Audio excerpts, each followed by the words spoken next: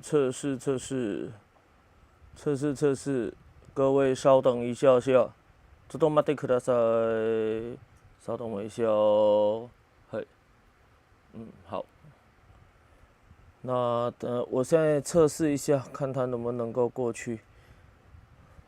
那我这边的声音还没过，稍等一下哦。OK， 好，理论上应该是过了，等我一下。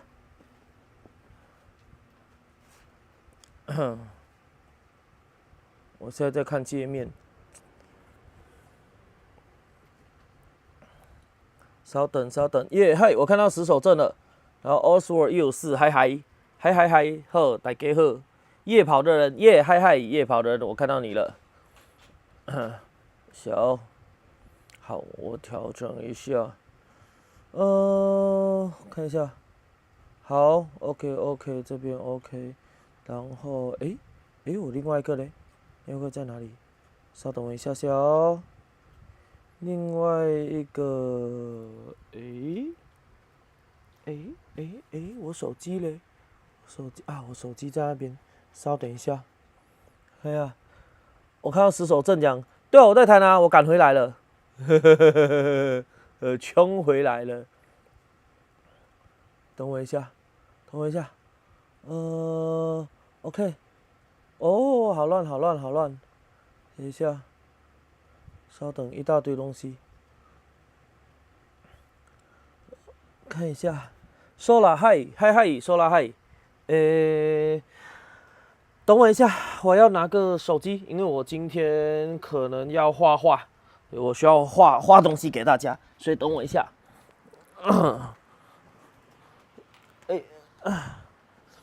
然后充电线，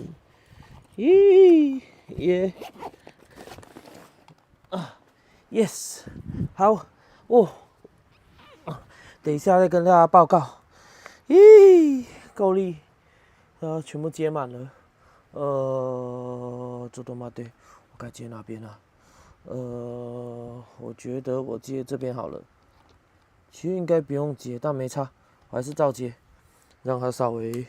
充一点电，然后等一下可以画画。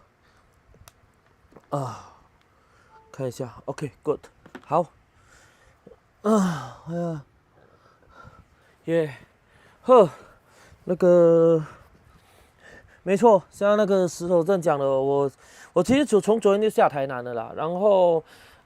刚才那个赶火车回来，对，就是弄完之后一路赶着回来，所以赶到洗完澡，然后今天至少来得及穿裤子。对，不然该就有大场面 ，yes， 对，瞬间那个 YouTube 直播变成那个什么麻豆直播靠背。等一下，我还是要啃个饼干。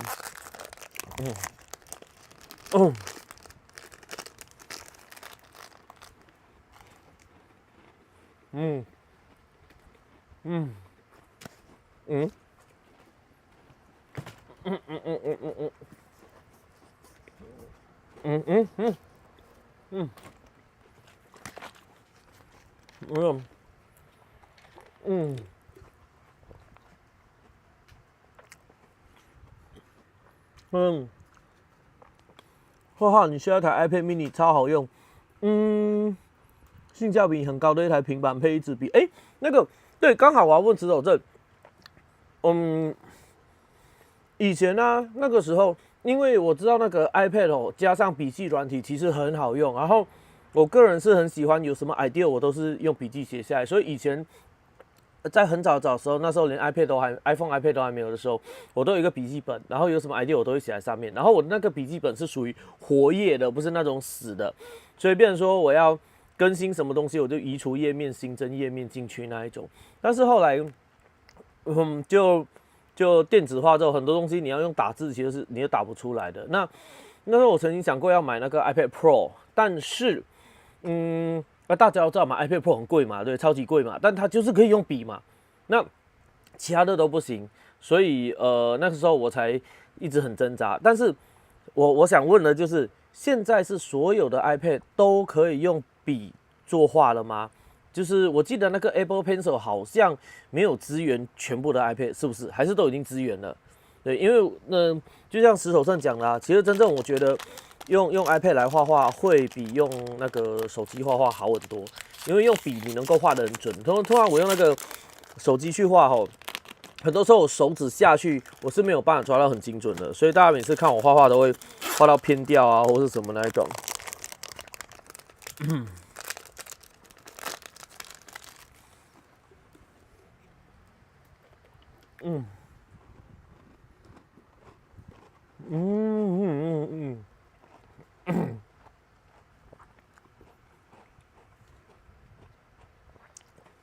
聊，所以依石手证的经验就是，目前的 iPad mini 也可以使用笔，那我觉得这样就很棒了，因为以前 Apple 就咬住那个功能啊，然后干一个 iPad Pro 那价格跟一个 Mac 是一模一样，我就觉得哇神经病去买一个那东西资源，但是你如果用你是自用，我推荐你买 mini。OK， 了解。然后说了，讲教练我用 S23，说了那个我待会回复，等我一下。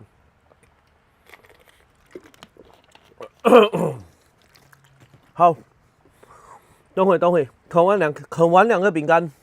我先开始准备录音。等一下哦，这都买的可乐水。我先准备录音，然后那个在哪里？这里。等一下啊 ，OK。好，准备开始录音。开始录制 ，record。所以那一样，我先做一个开始，嗨，大家好，我是 Akira， 今天是2025年6月12号晚上8点10分。然后刚才我们已经做一个简单的开始，是啃个东西。那现在就正式录音，我们开始进行直播。那前面在画面中已经有一些问与答，我就不重复前面的东西了。那我从那个受懒那边开始，没有，我先跳下去。我看石偶镇大台的反而出去变成不方便。对，我同意石偶镇这点，因为我2台 Mac 啊，我一台是那个16寸的 MacBook Pro， 然后一台是那个 MacBook Air。我出门，你带 Pro 还是带 A 就差很多，这真的差非常的多。然后我都尽量带 Air。然后以前我有 iPad， 但是我已经很久没有再用 iPad 了。所以我这讲苹果的方便是系统整合很棒，缺点是苹果全家桶。对啊，没错啊，应该讲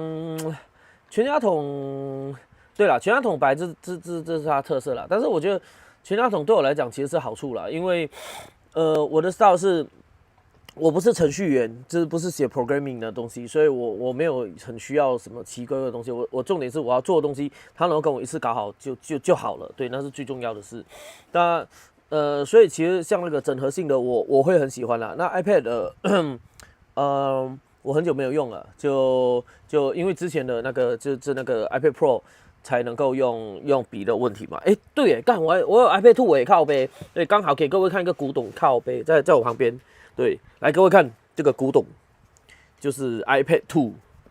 好，打开来，哇，还能够正常使用的哦，它还能够正常使用哈，那个画面好 OK 哦。但是就是很多软体已经不支援了，连那个浏览器都不能用。它在那个 iPad 2这个浏览器，它只能用什么？用那个Firefox 才勉强可以用在这个旧系统，然后。不管是 Safari、Chrome 啊，它都已经是很多网站会跟你说啊，你的那个版本太旧，你根本不能浏览网站。所以你能够用 Firefox， 然后要不然还有那个 Opera。我想应该很多人不知道这个浏览器就是 Opera 的这个浏览器，它还可以用。对，所以我有古典的 iPad 2。然后你知道 iPad 2拿来干嘛？我告诉各位，它真的很多功能已经不能用了。然后以前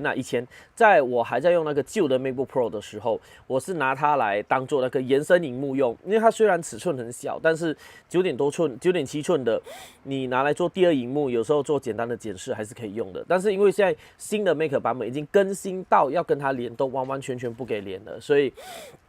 就有点可惜，就完全不能够用了，这样子对。结果那个 iPad 2到最后变成怎么样？到最后变成拿来看漫画用的。是那种你要看漫画，还蛮好用的这样。但我觉得石头正讲的那个 mini 哦，其实有一个状态，就是我个人在使用上，我非常需要分享第二个荧幕，就像。我以前在开直播，我旁边都是摆一个那个大的荧幕嘛，但因为现在那个不方便，所以就变成再开一台 MacBook Air。但是这台 MacBook Air 的目的是拿来分享我的大画面过去的，所以其实以我来讲，我本身可能还是会倾向于我喜欢大哥的 iPad 的，因为我之后在用各种其他操作时，我很习惯都用双荧幕。对，但是没差，那是小事情，那是后话了啦。对然后石头正讲，那你很适合我，目前也是苹果使用者，明年系统改变整合性更棒，是没错更棒，但是石头正，我这样讲啦，应该这里很多人用 iPhone 啊那些的，你们有没有发现一个问题，就是它更新到某个程度啊，他妈的，它的新系统会把你的 device 把你的设备变慢，这个东西我感觉非常的明显，在那个时候 iOS 好像那个什么iPhone 到那个 iOS 好像15.15的时候，我之前用 iPhone 哦，我打开那软 apps 都是抓这样直接开，然后点下去还会动。我更新到15到某个版本的时候啊，我开始点，它会跟我停顿会停在那边宕机耶，当在那边然后才开始动。然后从那一个版本之后，我的 iPhone 全部就是变成这么慢，对，就是这么慢，它不会再快回来了。那时候我就非常的堵拦，所以应该讲从那时候我就很堵拦，我就能不升级就不升级。然后我的态度变成说，但你也不能不升，因为你真的完全不升，它有些很多东西也不给你用，所以我都是等到最后一个版本我才开始去升。所以像现在 iOS 15.5是最后一个版本了嘛，那接下来就变成那个 iOS 2.26了，所以我的态度是变成就是到26要出来，我就赶快好把15.5最后这个版本直接升上去，但是26我就不动它了。我说真，你整合性多强多屌，你他妈让我的东西都会当，那没有用啊。像我的那个 MacBook Pro 也一样啊，我这 MacBook Pro 之前用多顺，但是现在开始会当，我是为什么？我觉得有时候是很神奇的，是那种那个升级的东西。当然我不敢保证100%是因为升级而当。对，但是这个现象在我身上，因为我用苹果系统，我已经用了我想想，苹果系统用10几年以上的了，对，所以这10几年，应该15年左右了，所以我觉得这个东西应该足以作为经验参考，对，有时候就这样。那好，在下面呢，我看到阿帕茨，欢迎阿帕奇，对，那我先回到Solar上面的问题。我都是用 S23。其实我跟Solar讲，你知道在那个三星的 S， 当初它是 S1、S2， 然后还开始什么 S10、S20， 对不对？我在那个时代时，我是从三星的 Note 2开始一路用上去的。我 Note 2、Note 3、Note 4，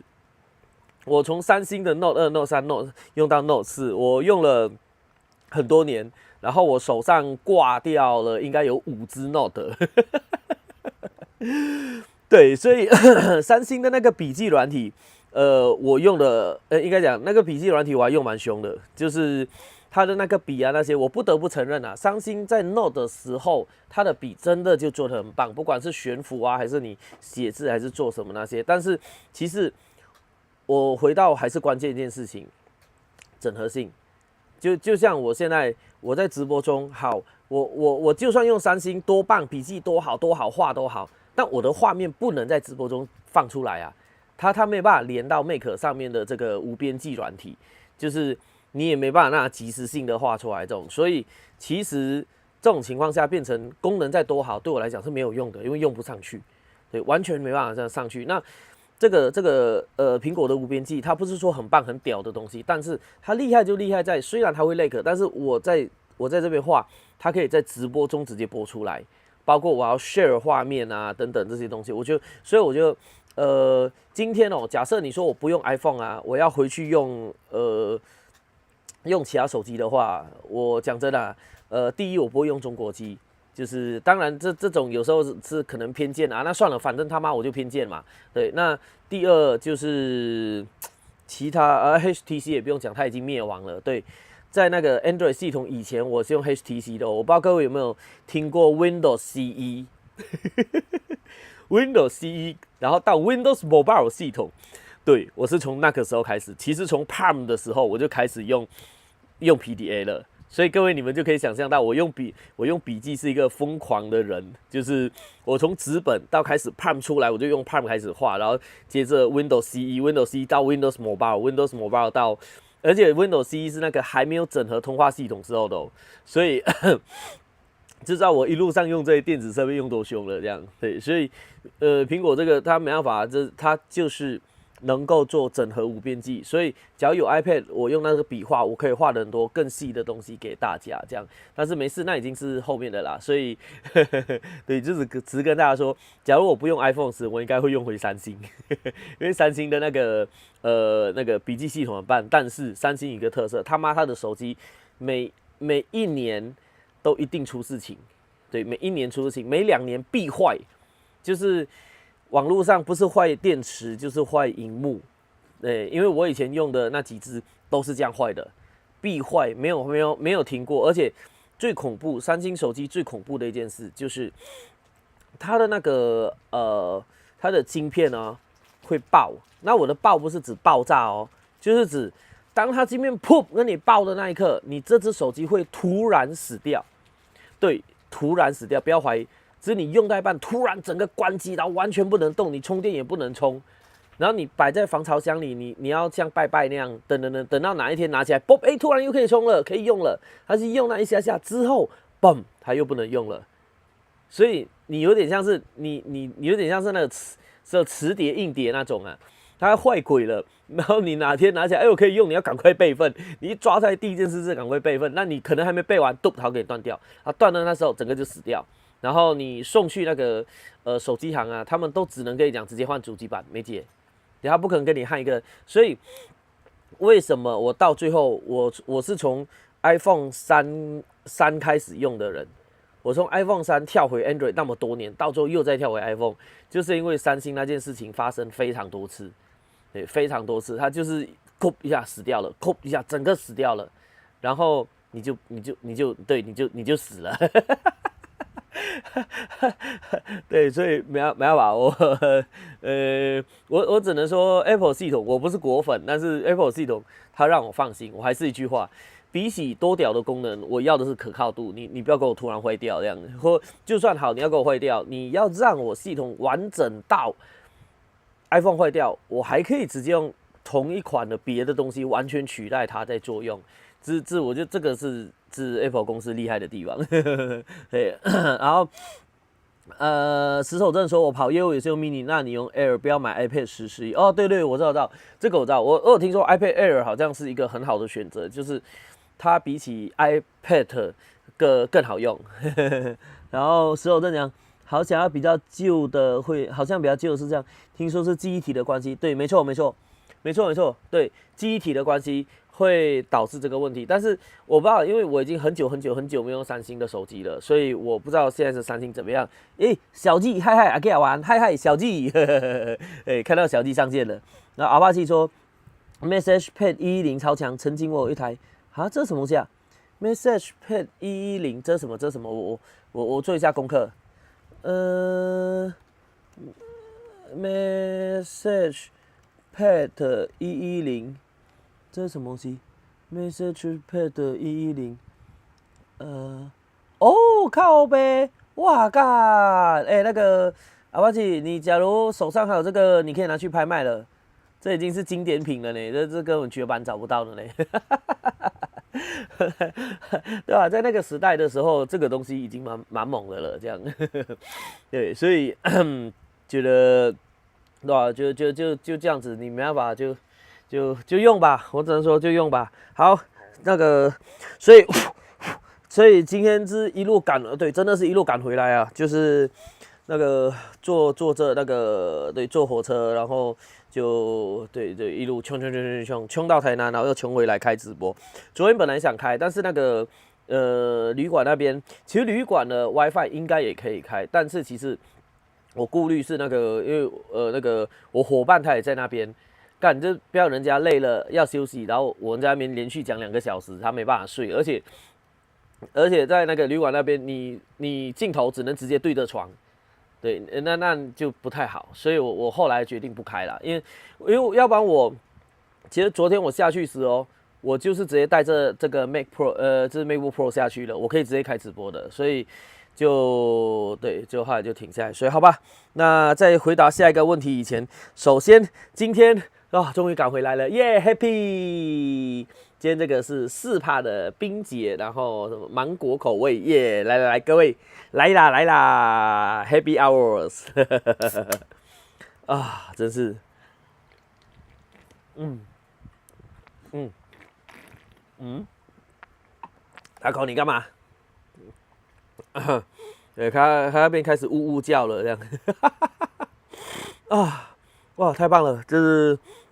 对，又完成了一个任务，虽然有点累，但是我觉得也是 OK 的。等我一下下哦，这头马里克拉赛，等我一下下，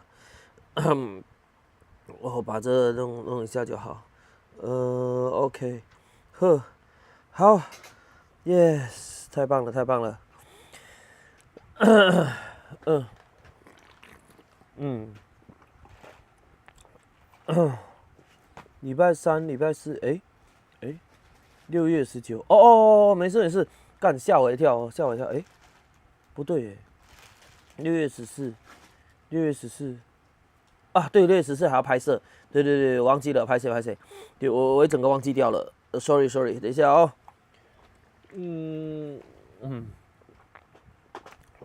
看一下，我有点行程错乱掉了，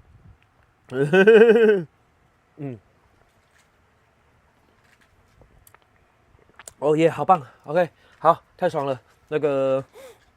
我就每次完成一个任务的这个感觉不错，然后而且上礼拜这礼拜其实对非常的忙，要弄的东西很多，而且很多时候那个行程几乎上礼拜几乎已经到达天天更新行程的程度了，只是更新到那个我已经没有办法更新 FB 那边的了，所以这有些那个不太有影响到的，我可能就没有更新在 FB 上面。那稍后讲，目前我用起来是很稳定 ，Air 我也有一台给客人看发型很方便哦，对，没错。时候正说，我老婆做保险用 Air， 我用 Mini 可以玩游戏看漫画。好，那个对，那感谢那个石友正跟 Sola， 就是对了，其实我在那时候做功课做到最后，我也是觉得 Air 应该是一个好选择啦，因为以前我原本想说那个。就是买那个旧版的iPad 啊，或是什么，但是后来的心得是，Mac 的产品真的不要太旧，你太旧其实你后面很难用，所以其实平均讲说也不一定要买什么哇最新款啊什么那些，但是到中间款的那一种去买的时候，我觉得那个价格那些性价比都蛮高的，对，所以没事，我再慢慢找那个不急，那现在那个东西不是必须。对，是有更好，但是也没有也可以这样。然后说好讲说，然后伙伴听到懂不懂就说软调也进去，伙伴怕，修正动不动哦 OK， 所有人说喝酒不开车，开车不喝酒，温馨提醒大家，对，没错。所以当各位看到我喝酒的时候，就放心，我一定都是不开车的时候了，对。没错，对，开车的时候不可以，你骑车在道路上的时候也不可以。林道中，但是我们不会主动去拍出来，对，这不是一个好的示范，对，但私底下事情。好，那个夜跑的人说，可欧梅冰姐剩下蛋粒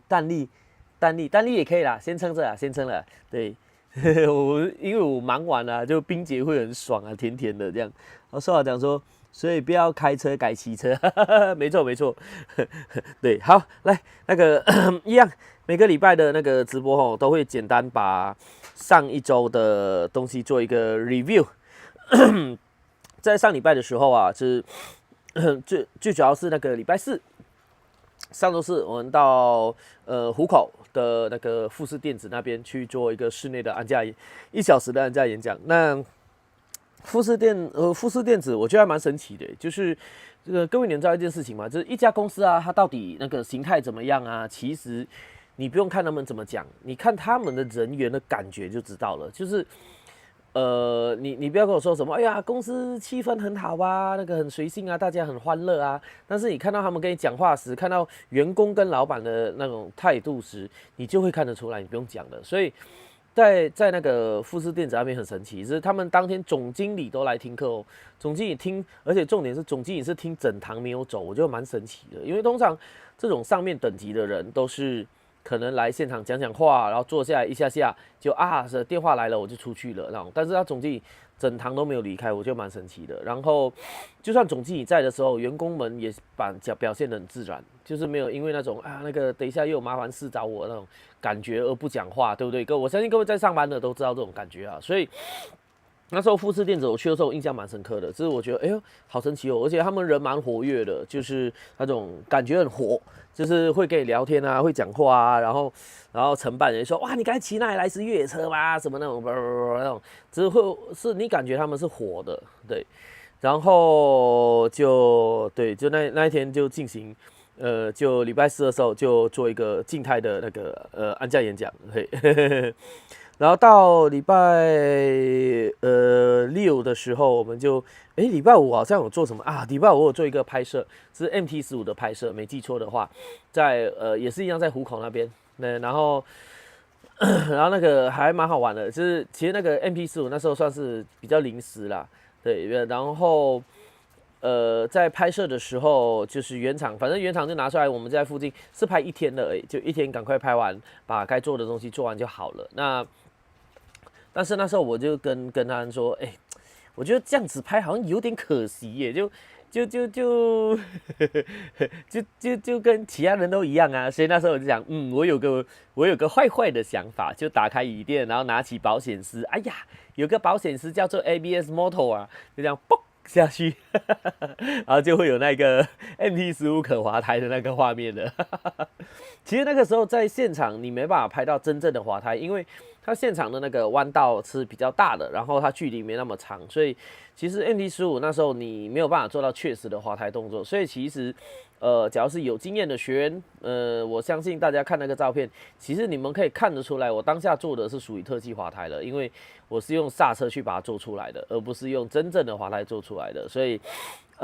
就没差啦。我那时候跟他讲，没差，反正就只是做个画面嘛，对，做个画面开心就好这样。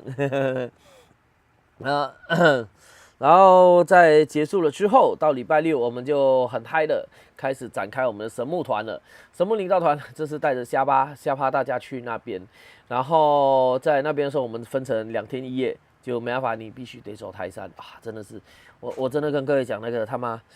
区间测速这种东西，干真的是，我想想我要怎么形容吼？我想到我要怎么形容了，干。就是那种什么什么清真教啊，或者是那个什么犹太人那种，不是什么割包皮嘛，那种宗教割包皮，那还好啊，他们的理由是为了要什么卫生嘛。但是你们知道那个非洲那种土著有那种什么女生要把那个阴蒂割掉的吗？是我记得以前有部电影他有演到，就是说一个全球很出名的一个什么。我忘了是影后还是什么啊？对，反正他是非洲小部落出来的。然后他们有一个传统，就是要把小孩子的时候就要把阴蒂剪掉，然后要把阴道缝起来，就是这样代表忠贞那种。是各位我相信你们听了就觉得干天啊，怎么那么变态？对，没错，这个是真的。是我忘了是哪一部电影了，就是他们要把这件事情演出来。那这种东西就是一种。你知道这是一种权力的掌控啊，就是我夺掉你的能力，然后逼你来就范，来掌控我那种，就是你他妈就跪在我的淫威之下那种感觉，那种很变态的那种行为。当然中国古代很多啊，包括什么留头发什么那些，那我就不一一举例了哈，就是这种都是一种服从性的测试。然后在很多宗教上、很多精神团体上都有在玩这种东西，就是这个我就不赘述了。但是我想要说的是，他妈区间测速给我的感觉，干你娘，真的就是这样子的东西，一个没有作用，但是又有一种逼着你跪在他面舔他懒趴的那种感觉，就是很讨厌。就是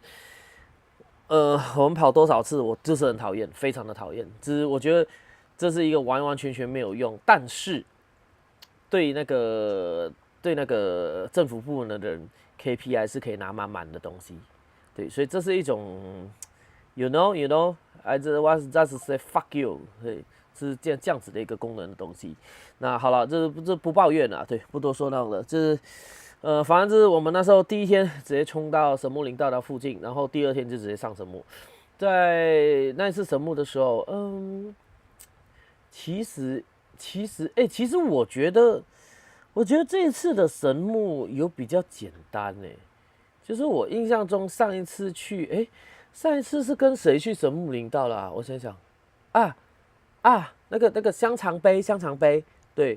不知道为什么我一直觉得上一次香肠杯的神木比较难，但是那个生物骑士说感觉这次比较难，就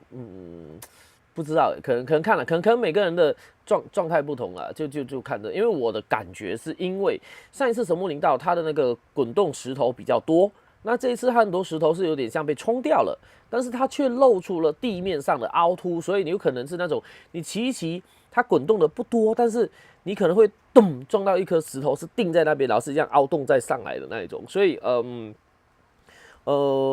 可能我会认为滚动石头比较难，但是可能那种有时候那种凹凸路面对大家来讲也是很难这样，所以反正无论如何啦，至少这一次的神木就是大家都上去了，我觉得这是很棒的，而且关键点来喽，这一次上去的全部都是骑 ADV。对，我要讲的是这件事情，就是因为在我带他们全部学员都上去的时候啊，其实他们那时候有一个感觉，就觉得说，哇，这个好像你们看别人就很简单啊，那我们好像就是还蛮当然有学员讲说啊，我们那个什么能力太差这样，对，那时候其实我跟他们讲，要搞清楚一件事情，今天你看网络上那种他妈每个人去神木林道，你要搞清楚他们在骑什么车干啊，要么 CRV50，要么 CRF300，你他妈都那种 CRF 车，然后你们骑的是什么 ADV 各位你们要知道 ADV 跟 CRF 是两个完全不一样的东西所以那时候我是跟学生讲说，你们要记住哦。今天我当然不会说你们很好啊，因为大家当然还有很多要进步的东西，但是我想要说的是，那一群骑 ADV 上去的人。今天我们再调过来给他们 CRF， 我相信全部人都绝对直接上去。那你不要看到网络上其他人超轻松怎么样？干你叫那骑 CRF 上去的来啊！你现在890 ADV 在面前，你骑上去倒车你要赔，看看有几个上得去。所以有时候我要讲就是我们这种玩林道不是要去比赛，你知道吗？不是那种干你娘！我孩子是建中，哇！我孩子北一女，那孩子什么女啊那样，这种不是拿来比赛用的，我们玩的是开心。那网络上人家怎么讲那是人家事，但是你要搞清楚一件事情，用不同的车子跑的性能是不一样的。所以那时候我跟他们讲，大家能够骑 ADV 上来，其实你们已经算是很不错了。不要忘记台湾真正拿 ADV 在玩的人不多。对，不多，大多数都是 CRF， 所以 ADV 能够上神木，我认为是非常猛的。对，之前有另外一群上去也是上不太去啊，所以我是跟他们讲说，我没有要你们骄傲，但是我希望你们也不要自卑就是你们要知道自己是很不错的，这样所以这个东西很重要，有时候你必须要让学员知道，因为他们可能没有搞懂这件事情，就会误会把其他状况全部掺起来了，这样。对，所以这也是为什么我在很多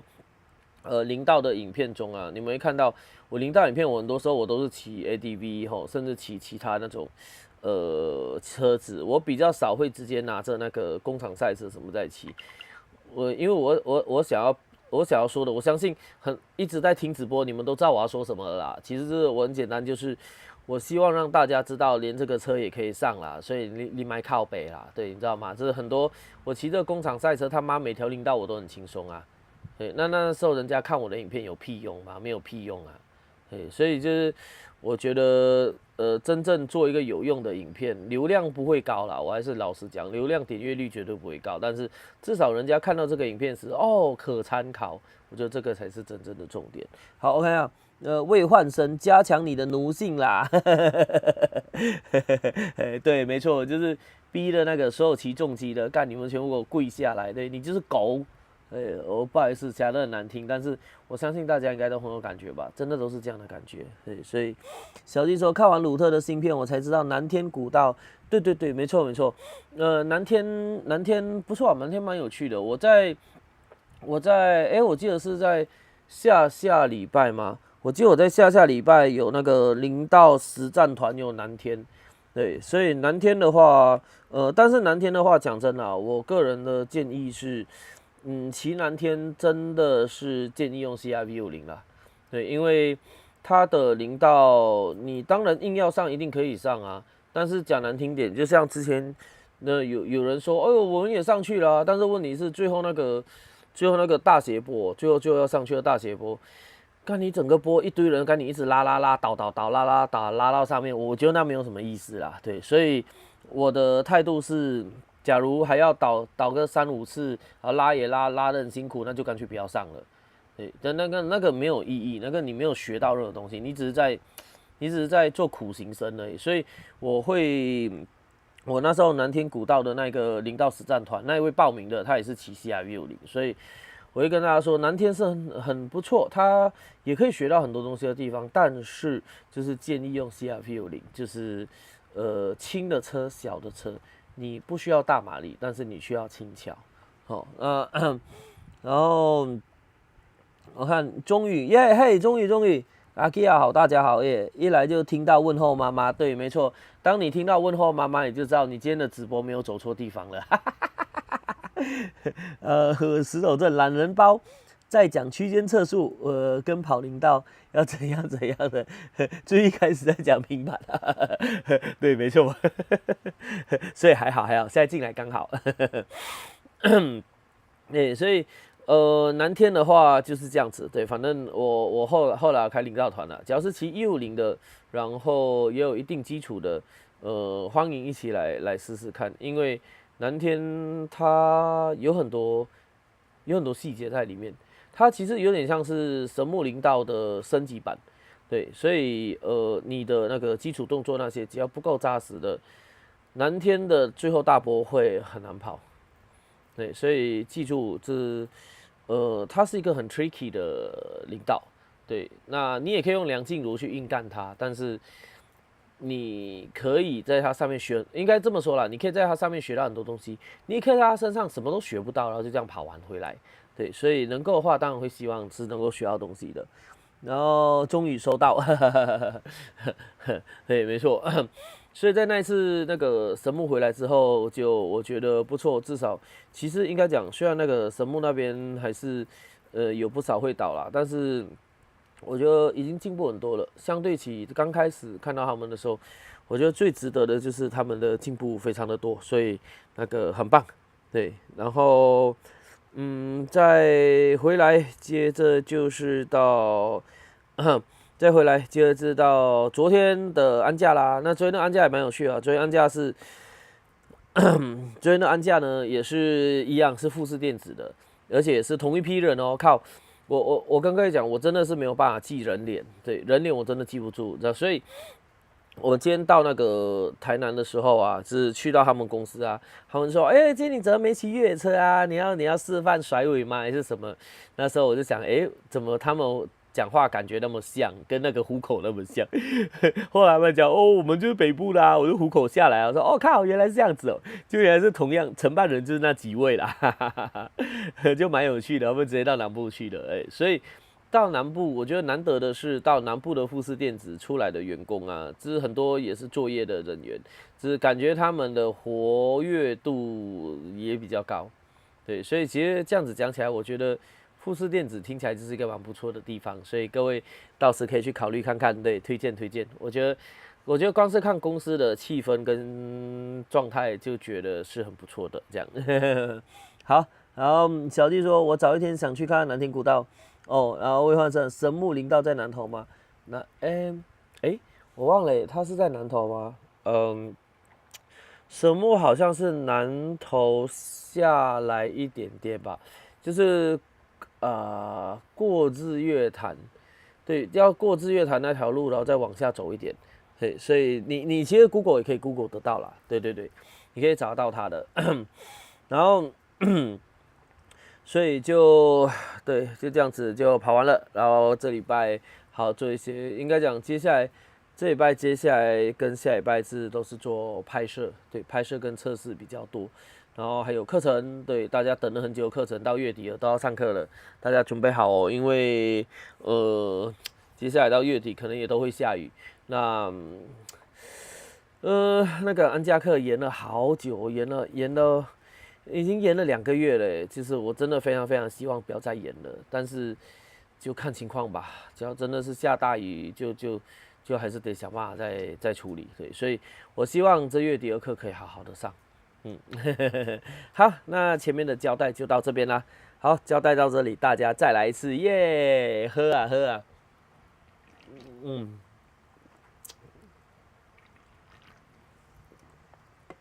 哇，太棒了，真棒。好，那这边终于也要开始进入重点了，就我们来进入这2个主题，跟大家聊聊。就是第一个在讲气压避震不比赛，其实这个标题呢，我每次也都会做说明啦，因为讲的那个标题有限，我也没办法写得很清楚。主要要讲的就是。你们看外面很多气压避震，不是讲说哇什么高级车啊，什么顶级宾士啊，什么车子配气压避震，什么赛车等级叉叉圈圈的。但是各位有没有发现一件事情？讲的这么屌这么棒，请问大家 F1 用什么避震？那个达卡拉力用什么避震？然后 WRC 用什么避震？啊，为什么没有人在用气压避震 ？Why？那这我就第一个主题跟大家讲。那第二个主题。头文字 D 真实性，这个标题我也定了好久，很难定啊。我其实真正要讲的就是头文字 D 中的那一杯水是真的吗？是真的可以训练车手吗？我真正要讲的是这个东西，但是因为我怎么样都浓缩不出字来。各位你们看我的标题，其实有个关键哦，我的标题有2个标题，所以每一个标题最长只能打8个字。当我打到8个字以上，我的标题就会变得超级长。所以，我每次在想标题是最长只能8个字。那在8个字中，我就要浓缩起这些东西。所以我要讲的是那杯水，因为很多人就误会以为哇那杯，因为动画里面就讲说他老爸就是用那杯水去把小孩子训练成高手嘛，对不对？所以其实我真正要谈的是，真的能够用一杯水来训练车手吗？那个训练是真的有效的吗？其实我要谈的是这个，所以。第二个主题的名称跟真实的内容会有一些不一样，那没关系，我们反正就一样开始啦。那Oswald 154说上次去神木路上差点骑到八卦山隧道，我跟大家讲，八卦山隧道是一个大陷阱，真的是他妈一个大陷阱。虽然我之前直播讲过了啦，但是因为那个真的是对重机太不友善的大陷阱，所以我这里还是得要再讲一次，八卦山隧道重机不能骑。对，不能骑哦。虽然他们有讲说啊，有拟开放，你妹啦，干你啊！你到现在都不能开放，你他妈是便秘哦。所以他们八卦山要进去前，因为一路就鼓溜这样顺畅跑嘛。那他那个不能骑重机那个牌子，干你娘真的很小小到我觉得马的那个承办人的 LP 是不是都这么小啊？就真的小到你看不到，所以。我们上次就被罚啦，就直接冲过去被罚了，说哦都不能骑哦，你不能骑你妹！所以各位八卦山不能骑，八卦山不能骑，八卦山不能骑，讲3次，记住。然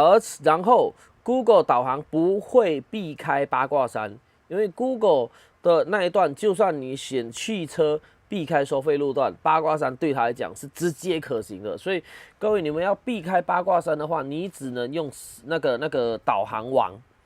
或者你在八卦山前，你要设定一个下交流道的那个点，把它设下去，它才能够避开。所以大家记得八卦山不能骑，八卦山不能骑。它这个陷阱我非常的堵拦，然后这个很多人中招。上次那个什么清党活动，就一堆全部黄牌上去都中招啦。对，所以我很讨厌这种东西啊。当各位你们要记住一件事情哦，这是有一句话讲到说，当别人对你犯罪一次是他的错。当别人对你犯罪第2次以上，就是你的错。所以当一个地方你会引别人引一堆人去犯罪，干你娘，那绝对是你的问题啦，不是那堆人的问题啊。所以八卦山是一个很典型的例子，它就是一个标示不清，然后也没有跟你讲清楚，然后就这样子，对。然后终于说阿 K 啊，标题明明是在下后科，对啊，但其实也很难定啊，有时候你没办法一次讲到。然后受来讲水应该是真的，我见过教练开我的206超刺机，当时好像是说太极刹车，对，没错。三界冠军手枪说，我还真的有骑上八卦山隧道过，我知道啊，其实有好几个朋友都骑过啊。然后你是要赌，那时候刚好没有警察，空的，你可能就也什么都不知道，就傻一路骑过去，然后就下来就没了。各位你们知道吗？八卦山重机不能骑的那段道结束的地方。全程那段距离，你只要直骑过去，开车开过去哦，不到2分钟，你他妈就2分钟妈的，就那2分钟你重机不能骑，你知道当重机不能骑，你绕下去你要走那段山路要多久吗？20分钟，所以就你知道很蠢，那个隧道不能骑，这是一个非常愚蠢、非常没有任何，应该讲没有任何 sense， 只是单纯要表达淫威的一种行为。所以很多时候，其实我讲的大家很多时候其实都知道啊，就是为什么你跟我讲一个隧道2分钟重机不能骑，这没有理由啊。但是就是要创造一点东西，讲难听，我说难一点啦，干你娘这种东西都为了自己的 KPI 啦，要不然你觉得那些人爽什么？那些公务员在爽什么？就是用这种烂事情来弄 KPI， 然后他们 KPI，各位你们不要小看那公务员 KPI 哦，你 KPI 打得低跟打得高，那个年终差很多哦。我要跟大家讲哦，你那些公务员的 KPI 低跟高是差很多的哦，不要小看这种东西哦。而且他们的那些什么加级啊，什么叉圈圈，差很多。所以有时候你看到那种王八蛋的行为，为什么？就是因为差很多，所以敌不过钱的诱惑 ，fuck you，OK， 对，然后24我154讲外地人筛选器啊，对了，对啊，你这样讲没错啊。干应该是外地提款机吧？这是专门来提款外地人啊，外地收割机啊，外地韭菜收割机。好了，那个八卦山就这样，这是我一样，赶快进入主题。气压避震，就像我前面所讲的，你看厂商讲的多屌哇，配了多高级的车，什么性能跑车屌炸天，但是为什么听起来好像很厉害的气压避震，比赛没人在用？台湾当初速可达也一样啊，他们速可达也有推出气压避震嘛，虽然我忘了那家厂商叫什么名字啦。以前有一阵子也是很风行啊，哇，那个什么气压避震，然后每个骑上去，哇，那个感觉超神奇，哇，超稳定，超怎样，那很简单啊，那你用那避震来比赛看看嘛。你看现在下场比赛有没有气压避震？没有，为什么？我今天就要来探讨这个东西，就有点像某个发亮的碟盘跟人家说它屌炸天，但是就是没有人能够用哦，就这样。好，所以我要讲的是气压避震这个东西，你就算人家可以讲哇多怎样，而且真的也有超跑去装它，然后甚至不止超跑啦，你看那种什么OE 那种大台的 OE， 它很多也是气压避震啊，大卡车也是气压避震啊。对，那为什么气压避震没有出现在赛事里面，或者有但是很少？对，就算你看到有人讲说哇那个气压避震怎么样，什么赛事什么创新纪录啊，秒数很好啊，然后嘞，只要一个东西这么厉害这么好用，应该下一场所有车手全部都用那个东西，对吧？对不对？只要这个东西那么厉害那么屌的东西，大家都用啊，就像MotoGP 的定风翼嘛。一开始用了之后，每个全部他妈跟着用，就是代表定风翼是有效的东西嘛。那你只要气压避震，这么屌，秒数怎么样？应该下一圈全部人都气压避震，没有人这样all-in死了。是为什么还会继续用传统避震的原因？今晚就会跟大家揭晓。那首先先跟大家讲气压避震，它到底是怎么样的一个东西呢？其实讲穿了就是，它这有那个气球，不该叫气球，它叫那个什么它的那个一样是气球啦，但是它那个气垫啊，我讲到了气垫，但是它那个塑胶呢是非常高强度，有点像轮胎的那种塑胶，所以你可以把气压打得很高，你也可以打得低一点。那低一点它就比较软一点，高一点它就比较硬一点，这样。所以气压避震讲真就是用2个气势，然后让它可以去抵消那个震动这样子。那这样子听起来感觉好像蛮厉害的，就是因为你气压加那个气球这种东西是我要讲真的哦，气压避震它其实带给人家最屌的感觉就是稳定。那个税震的吸收非常的强，然后非常的稳定，这个是气压避震的优点，这无可否认的。所以，甚至我要讲就是这种避震的稳定到什么程度呢？假如有待过那种机械的实验室，你们有看到那种光桌，就是那个平衡桌子啊，那种平衡桌他们都有装那个气压垫，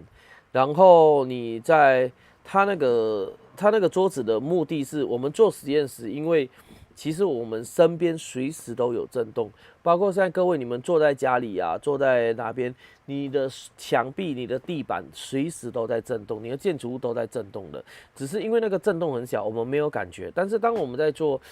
各种的实验的时候，那个微小的震动是会对我们的实验性造成误差的，所以会有所谓的光桌，就是那种实验桌。那实验桌它下面也是用气压，所以那种桌子很好玩，你手压一下放掉，你会听到嗤的声音，压一下放掉嗤的声音，它就立刻把气体补上去，然后让那个桌子稳回来了。所以那种桌子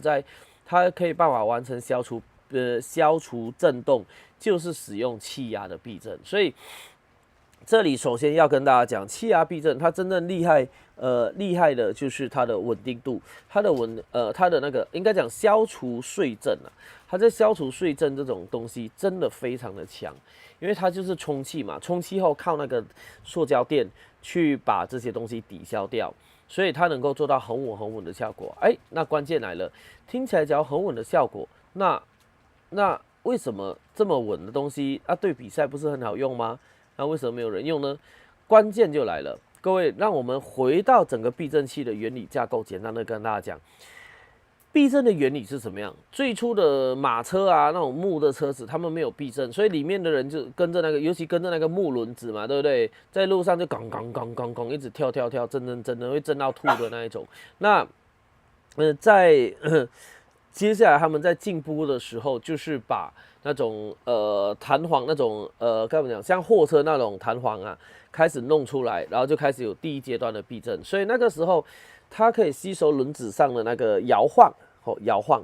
但是一些碎的震动都还是会传回到车子上面。然后，而且他们那个只是一个弹簧铁，所以当它摇的时候，它会一直继续摇到自己稳定下来为止。那个就是避震的最初的雏形，然后接下来就到了弹簧的避震，弹簧避震它就可以再进一步把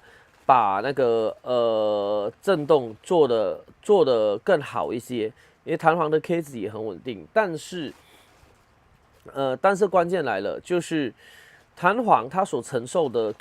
它所承受的压力值没有那种传统那个避震铁的高，所以各位你们可以看到。货车或者是那种载重型的车辆啊，那种什么3.5吨甚至欧 E 啊，他们大型的很多那些卡车，他们身上都还是用原本的那种多条的那种避震板的原因，就是因为这样，它的载重能力很强。虽然它会摇晃，但是它载重能力很强。那弹簧避震出来的原因，不只是因为它要比那个板的那种。吸震能力更好，最重要一件事情是，当初在那个板的避震的时候啊，他们因为有一直摇晃的问题，所以他们想到了一个方法，是怎么办呢？一直在摇，很不舒服啊，所以他们另外做了一根油桶，里面放油，然后它有那个活塞，就是板支避震在撞下去，再帮你弹回来的时候，它把它稍微吸一些，那个就是 damper， 就是阻尼的开始。所以在那个时候还在用板支避震的那种的木板马车的时候，他们就有那种东西，然后车子就相对稳非常的多，就是因为它那个阻尼可以消除掉连续的摇晃。那以前那种板支跟阻尼是分开的啊，但是当你做弹簧避震的时候，这一根避震，它可以同时把弹簧的支撑以及里面的阻尼做在一起，所以这个就是为什么弹簧避震它最后会变成盛行的原因。因为板支避震它的吃的空间很多啊，然后你这整个空间全部都有避震空间，但是当你做那个避震的时候，它就是一根，你只要这边留个空间，让它一根，它就可以做到很好的避震作用了。然后桶里面又可以让你放油，又可以再做阻尼的效果，所以这就是为什么，那种弹簧避震它可以在各种应该讲各种交通工具中盛行起来，不管是汽车、摩托车这一类的，主要原因就是这样，因为它可以同时拥有弹簧以及拥有阻尼的效果。所以好，各位就知道一件事情了，其实一个避震，它重点是先消除往上顶的那个力量，对不对？往上顶的力量，它避震给你缓冲之后，你坐在里面的人就没有那种咚这样冲击的感觉，它先把冲击感觉吸掉了。但是它会一直摇晃，所以它还要有一个阻尼，把弹回来的感觉稳定下来。那个就是在一整根避震器，它在做动中很关键的一个项目。你避震少了阻尼，它就是一直摇晃。那避震有了阻尼，它才能够稳定下来。但是阻尼太硬的时候，路感又会太清晰，变成一般人没办法使用。所以这是为什么很多市售车上面那种阻尼感会比较弱一点，就是人家讲，哎呀，车会比较摇晃啊。但是假如真的那种比赛避震那么屌的话，那为什么不全部上比赛避震就好了呢？就是因为比赛避震那种调整的阻尼值会把路感变得太清晰。那比赛当然车稳啊，但是今天坐在上面的人没有要你稳啊。知道吗？它是要舒服，对，所以一般人对车辆的要求是舒服，不是性能的时候，整个设定就会不一样。好，那这个时候就关键提到一件事情喽。我为什么扯了一大堆来讲传统避震，就是为了要跟大家解释气压避震为什么它不能比赛。因为气压避震它主要承受的是什么？就是那根弹簧铁的作用。当有东西往上顶的那一刻，它那两个气势，那两个气球，各位可以看到那个，这里我箭头在那边画，还有两颗气球嘛，两个那个气势。当有东西往上顶的那一刻，那两个气势它就会，它里面塞空气，然后就会用周围这整圈的那个塑胶来当做弹簧，让它吸下去，然后再把它顶回来。所以它主要承受的力量是压的力量。等于你压了它就回来，压了回来，压了回来，对。但是气压避震中没有放阻尼，所以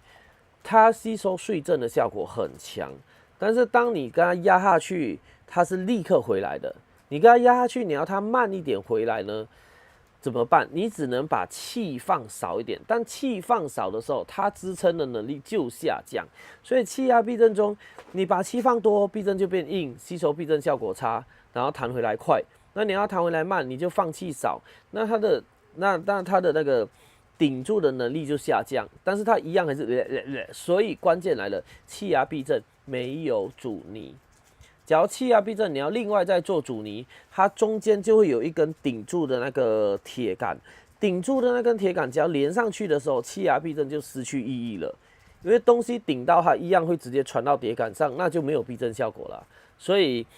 气压避震它中间那两个气室它是空的，它就是因为这样才能做到很完整的一个吸收震动跟碎震的效果，但是它弹回来的时候，就是直接用它的气体这样弹回来，所以它没办法，它没有办法，做出阻尼的效果，除非它后面的那个打气机的那个马达要一直打一下冲一下，打一下冲一下，但是这样子，那马达3、2下就坏掉了，因为那种打气马达都是偏心马达，它可以打气。放气什么，但是你不能让它一直在做动，因为还有一个关键点在，就是各位请不要忘记哦。在所有流体的状态中，空气是属于可压缩流，水、油这些流体都是属这些液态体都是属于不可压缩流，所以当空气处于可压缩的时候，它就会大幅受到温度的影响。所以当你一直这样的充气放气，充气放气，避震里面的温度是会升高的。当它升高时，它就压力就变大了。那这个时候你就没有办法掌握很准确的那个操控。各位你要知道这种东西的恐怖在哪里？这种温度造成空气的膨胀的差异呢，就是假设我今天要这个避震器的顶的力量，好，假设我是要它，有个随便乱讲，假设要100的力量，那100的力量中，我在这个打气里面的数据呢，我是要打进多打那个5帕斯卡进去，5帕斯卡的气压进去。但是当今天整个膨胀起来时，你的数据中打5帕斯卡，但它却变超过100了，它变成108了。那这个时候是不是整个就不准确？那你要怎么修正回来呢？你必须要用温度把它修正回来，就是侦测到里面的那个空气的温度上升，那你就要去随时做一个修改，让它的那个温度的状态去调整。但是气体的那个温度变化又是一直在变的，所以其实你没有办法就是很精准的操控它。所以各位掌握到一个重点了吗？就是气压避震，它可以让你吸收掉税震，让你舒服，让你什么的，但是它没有办法做到很精准的操控。你要让它在这个避震效果上，压缩跟回弹都很精准，做不到。它就是一颗球顶在那边，我想到了啦，就像各位你们坐在那个什么瑜伽球上面啦，对不对？你在瑜伽球上面摇啊摇啊，坐啊坐啊，跳啊跳啊，都没有事情嘛。但是假如你说，我现在我瑜伽球想要像那种什么高级办公室椅这样一坐下来，哇，就稳稳那种，没办法，瑜伽球就一直会摇。所以讲穿了，气压避震的效果就是瑜伽球。所以在这种情况下，当你在比赛中，你不是只是要吸震而已，你还连它的回来的那个速率，你都要掌控好。所以这就是气压避震所做不到的缺陷，导致他没有办法去参加比赛。因为在比赛中，你说，对啊，气压很棒啊，很厉害啊，很好啊，但是你就没办法好好的控制它。有时候你没办法好好控制它，比赛里是出人命的呢。因为整台车翻过去那一刻，你是救不回来的呢。所以这就是为什么气压避震完全，也不是说完全啊，这几乎没有比赛车会用它，也没办法比赛的原因。然后还有一个重点呢，应该讲2个重点。第一个重点就是，气压避震它的整体，就是你一整台车，你加上这个气压避震，它的整体的重量比传统避震重。为什么？因为它要有打气的气瓶，它要有马达，所以机车他们很多那种气压避震是它只有一个那个打气口嘛，你要在外面接着打气，去那种，那你又不能调啊。那汽车的他们就是会内建一个气筒跟打气机，就是让你可以自由控制那个气压的多少，但是这个东西就比起你传统4根避震还重，所以第一个就是重量，它重量就是比其他的重，然后设备更多，所以很麻烦。那第二个就是贵，你真的要用到什么哇很屌的气压避震，还能够随时控制的，价格绝对比传统避震高，所以这个东西也就形成了比赛场，因为各位不要看什么厂队很有钱，其实很多时候他们也都是大进大出啦，这样子讲，所以厂队他们每一分钱也是要斤斤计较的。你假如说这个避震器我能够用到还好的价钱，那你另外气压避震那么贵，它能够保证把我带上冠军的讲台吗？不行的话，那我干嘛要用它这样？然后当然还有最重要一件事情，用气体跟用这个塑胶跟这个气势在用，它有一个风险就是它会破，而且气压避震破的那一刻是瞬间整个没有避震了。所以我记得有一个年份的宾士，他们都很喜欢用气压避震。就曾经有朋友呢，就开，整个车子哇，完全着地耶，变那个什么，就是变整个贴在地板上的车。为什么？就是气压避震破了。它破的那一刻，你是完全不能用的完全不能用哦，你就整个软在那边哦。那传统的那个机械避震呢？你就算说啊，那个什么阻尼管破了，什么东西破了，那弹簧在，你可以继续跑，你可以继续用。所以第3点最重要的，比赛不用就是可靠度，对，所以大家要记得，在比赛中我们很重要用的东西是，它要拥有高可靠度的东西，它不能跟我随便出状况，它只要能够随便出状况。我就算在比赛最后一刻，我要离终点线只差1米，我停下来就是停下来，过不了就过不了，所以这个很重要。比赛中车辆的使用，他们要拥有很高的可靠度，这个是关键。所以气压避震在这几个条件之下，它尽管会用在高档车或者用在性能车，它号称怎么样屌炸炸，但它就是不会用在比赛，就是这个原因。那所以像有很多像我刚才讲的欧翼啊那种大货车啊，他们也是用气压避震，为什么？就是因为它不需要那种其他阻尼性能啊，它气压避震只要稳的话，它载在上面的货，在撞到任何坑洞时，咚咚咚咚，那个传过来的震动都可以消掉，所以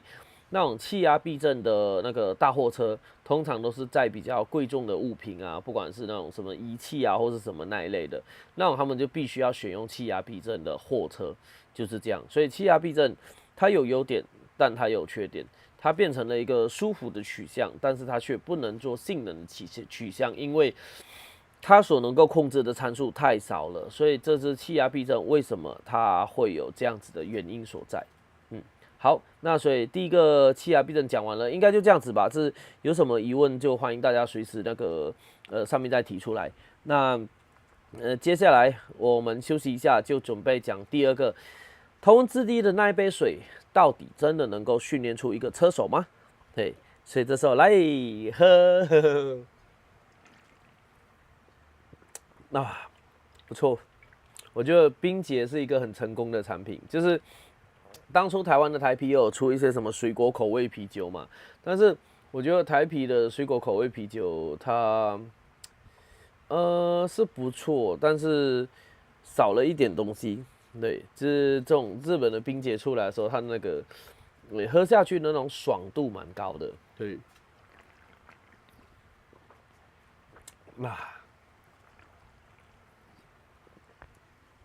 真棒啊！叶华的人说，软硬高低调节不及时。对，没错，没错。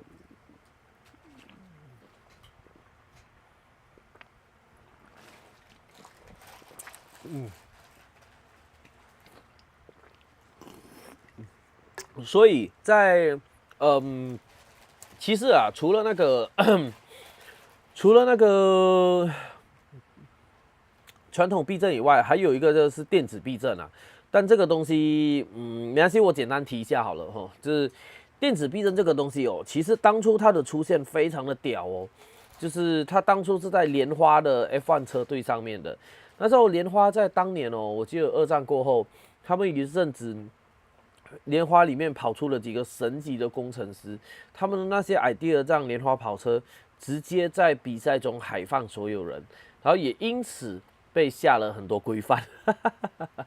其中一个是那个 F1 后面的那个大风扇，这些我不多讲了，其实你们在 YouTube 上面都可以看到。我只是简单的说，就是那个大风扇也是 Lotus 跑车当初做出来的，大家看你俩这是什么风扇啊？但是单圈还是真的比较快。那第二个最夸张的就是6个轮子，对，6个轮子，所以那个什么阿斯拉的那个车子，当年是真的曾经出现过，但就是因为太强了。那个出来别人根本没办法跟他比，那个转向性根本就是直接弯过去，所以也被禁止掉了。然后莲花跑车后来还有再用一个东西更屌，就是什么电子避震。因为传统的避震器你只能调整好一个最佳参数嘛，就是当然你调的这个最佳参数不一定是对每个弯道都 OK 啊，可能你这次调整的参数是对对那种小弯，然后激烈操作的状态很好，但是在大弯中它就表现得不好。所以莲花跑车呢，他们当初搞了一个东西，就是它直接做一个电子避震，然后它可以把这个整个赛道的状况背下来。那背下来之后，这边哪边震动太大了，它下一圈就开始修正。然后怎么样？好，下一圈再修正，哪里不对，下一圈再修正。所以到最后变成这根避震器是随着你的车辆在哪一个弯道。该有什么数值，它立刻修正，所以想当然，这个东西出来的时候，又把整个赛车界搞翻天了，所以大家就在那边靠北了，赶紧大家不用玩了这样。所以莲花跑车其实当年真的是蛮多那种跨时代产品的。那它的电子避震就取代了传统避震，成为了很棒很棒的一个东西，但是就被禁止掉了。那当然了，禁止掉是一回事啊，后来也开始慢慢的出现电子避震，用在各种的不同的车子上，像那个 BMW 啊，然后 KTM 的1290那些，他们都使用电子避震，但是现在的电子避震跟莲花当年的又有一点点不一样。因为现在的电子避震它并不会因为每个弯道而更改，它是变成说你手动按那个什么软啊、硬啊、单人、两人，就变成说你只透过那个仪表板，然后就可以调整它呢。它有个那个电子马达，自动帮你转那些御宅这些东西这样子。对，所以其实现在的电子避震跟当年莲花电子避震是差蛮多的哦。那所以各位知道了吗？尽管是那种顶级车款上面的电子避震，对当年莲花来说，可能只差脚毛而已。对，所以当大家讲到电子避震的时候，你们一定要搞清楚它到底是指现在一般市售车的，还是当年莲花的技术的电子避震，那两个是不一样的。好，那避震就这样子。好，我看一下，接下来我们就进入到第二个主题，来，关键来的第二个主题了。我把那个对，不好意思，我忘了讲那个第二个主题啊，我在那个什么会员讲义上面我有更新。对，所以现在那个会员们，你们可以去打开那个会员讲义，因为这次的第二个主题，我在回来的火车上，我有赶快把它打，但是前面几个的我还来不及打，不好意思。只你们有兴趣，这会员们可以点上去，你们至少现在可以看到现在的主题。OK， 那好，第二个，头文字 D 的那一杯水，它到底真的能够作为一个车手的训练工具吗？它能够训练出车手吗？那今天我们就会把这一杯水的事情，从物理学的角度，一口气把它讲解到完，然后让大家知道，在头文字 D 的这一段，拓海的父亲放着那一杯水，到底是真的有用，还是效果而已？对不起，我突然想到，气压避震那边我漏了一个东西，我这边补充一下 ，sorry， 拍谁，气压避震，虽然说那整支气压的不能用，但其实现在有很多避震器，它们变成是怎么样？它们变成是传统的避震里面有那个阻尼油，然后它们还有灌气瓶，对不对？他们有灌气瓶那一种，那个不叫气压避震哦，他们那个避震器里面的气压的目的是为了要让阻尼油不气化用的，因为你们知道那个油类啊，当你连续做动到温度升起来的时候，它温度升到一个程度，它也会有气血效应。气血效应时，它在快速做动时，哇，喷出来的不再是流体，而是气体了。那这个时候，你的整个阻尼感会变得很浑浊，你没有阻尼感，会甚至失去阻尼感，就整个像泥巴那种感觉。所以这种时候，他们发现到，因为温度的上升会让它的油就是做气化。那这时候怎么办呢？温度上升时，我们就把压力提升，它就不会有气化效果，就更加稳定。所以他们才会在那个阻尼的上面再加一个气室，然后气室里面有一个活塞，旁边可以打那个气压进去，然后气室的那个多少决定于它那个气室的多少，不会让你的避震器变得预载多还是少。它不处理预载，它处理的是阻尼的上面的稳定性，所以这个就是气压避震。现在啦，有些避震器会灌气瓶，甚至用气压的那个差异点所在。所以我突然想到这点，我忘了提醒，还是要跟大家讲一下，大家要分得清楚哦，要分得清楚哦，是他们一样有用气压，但是他们的气压是让阻尼油做更稳定的状态，而不是直接用气压取代掉避震原本的预载的功能。好，那不好意思，我就赶快再跳回来。所以现在我们继续来讲这一杯水的东西。就今天我们就用这杯水来跟大家讲，然后最后就让大家揭晓到底这个东西到底是真的有用还是没有用。假如有用，那为什么没有看到有人用？那首先第一个就是这杯水它到底要表达的是什么东西呢？我们来讲，不管汽车还是摩托车都一样。牛顿的第一运动定律就是静则恒静，动则恒动，对不对？所以在牛顿第一运动定律的时候，他讲到的一个关键就是速度，有速度就有速度，没速度就没速度，不管你的速度快慢，对，有就有，没就没。但是当你在这种稳定状态下的时候，你的那杯水在牛顿第一定律下，它是不会有任何作动的，因为不管你是静还是动，你只要是恒定的状态，那杯水就是稳定在那边。所以要讲到那杯水真正会作动起来的，是会用到牛顿第二运动定律，就是加速度的关系。那这杯水在加速度的时候，理论上它会呈现的东西就是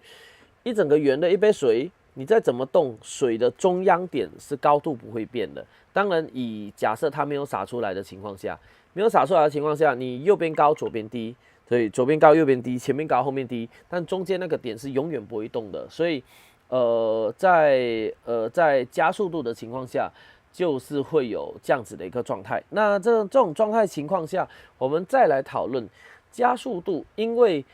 在赛车里跟路上骑乘最大的差异是什么？就是加速度嘛。因为路上骑乘我们要舒适，我们要舒服，我们不会大踩油门，不会大刹车，不会用力过弯，所以加速度这种东西在路上会非常的小，我们都是稳稳的嗡这样上去跟减速跟转弯。但是在赛车里面不一样了，赛车里面的加速度，为了要拼更快的加速，我们一定会大踩油门，大踩油门你就会拥有更大的加速度，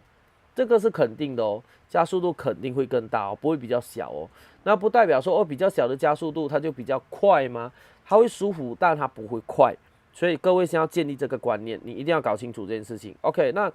在这个时候就继续跟大家讲了。这个时候我们这竟然讨论到加速度，我们就要知道加速度的方向性。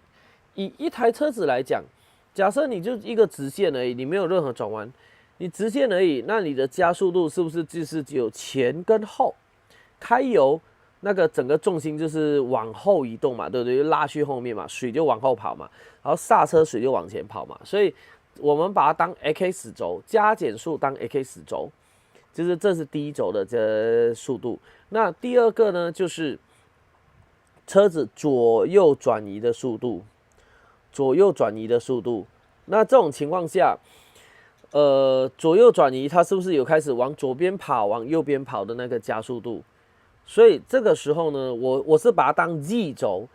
那我为什么不是 y？ 因为各位记得以前我们在讲坐标的时候 ，x y， 然后 z 是垂直的嘛。所以在转弯的对不起，对不起，我讲错，让我重新修改一下。y 轴才对，因为你侧向时它的力量是左右跑，不是前后，所以左右是属于 y 轴的部分。左右是属于 y 轴的部分，所以当你有左弯，当你有右弯，它就会有把重心往左偏往右偏，那个水就往左边跑往右边跑。然后第三就是 G 轴，就是上下跳动的部分。上下跳动通常可忽略，因为只要你不是那种越野的滑胎的，或者那种跳跃的 enduro 的那一种，在柏油赛道上，几乎我们通常会忽略掉上下 G 轴的作动。对，所以通常只有两个轴，就是前后跟转弯左右这两个轴来加速度会造成那杯水会动的原因。对，那这两个轴，假设好，我硬把 G 轴上下也算进来好了。这个时候呢，是不是有三个轴 x y z 的那个移动？那在物理上面，我们除了谈移动，我们也会谈旋转。我看一下，好，没事。在物理上，除了谈移动，我们还会谈旋转。所以，假设今天呢，我在x 轴在应该讲车辆在加速的时候，我是不是车头起来，车尾往下沉？那这个时候，这个旋转是属于谁的？一般可能我们就想说，哎呀，加速度就 x 轴嘛，所以它应该就 x 错。答案是车子上前后这样移动，它是属于 y 轴的旋转惯量哦，所以它等于是y 轴在旋转，车子前后移动。那车子左右转弯呢，它反而是 x 轴，就是你看你车子往右转，或者摩托车你往右这样翻下去过弯，翻的那一刻它旋转的那个轴其实是 x 在旋转，对，然后 g 轴呢就是左右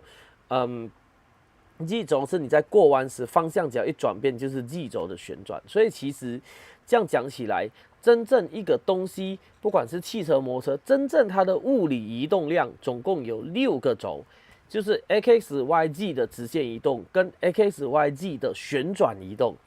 所以这东西合起来叫做什么呢？就是6轴。所以每次听到人家讲说6轴陀螺仪是什么意思，就是代表这个陀螺仪它可以侦测到x 轴的加减速、y 轴加减速、g 轴加减速，以及x 轴、y 轴、g 轴的旋转角。所以当摩托车这么复杂的东西，你过弯，你过一个弯，不要小看摩托车哦。摩托车当你开始过弯的那一刻，是6个轴同时数据全部都在变动的哦。它在每一刻的做动都是6轴在变动的，所以。在那个以前啊，在那种比较高档的仿赛车上面都会配6轴陀螺仪，就是这样子的原因。但现在6轴陀螺仪因为价格下降了，所以其实比较多人也都会直接，比较多车都会直接配上去啦。那比较普通的车，它可能就配4轴陀螺仪哦，就是它只做侦测到4轴嘿，就是那个直线加减速这样子，它就其他的就不管了。所以这种情况下，它的条件当然就会比较少一点。那当然最简单的就是